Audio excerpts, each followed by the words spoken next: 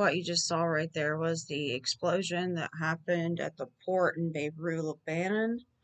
This is the actual footage the moment the explosion happened. Would you look at that shock wave?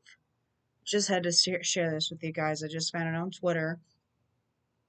Holy crap.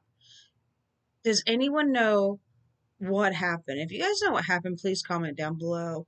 If not, please subscribe, like, share, all that good stuff. But holy crap, look at this explosion. Wow, that shockwave just blows everything apart. Holy crap, you guys.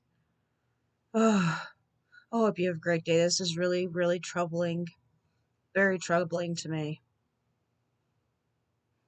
You guys have a great day. Watch it. It's just a continuous loop here. It's just going to keep playing it over and over as long as I keep recording.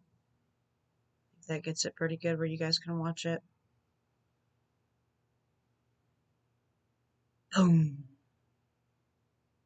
You guys have a great day. Holy moly. Just prayers for those people over there. Prayers for everyone right now because our world is in a very sad state.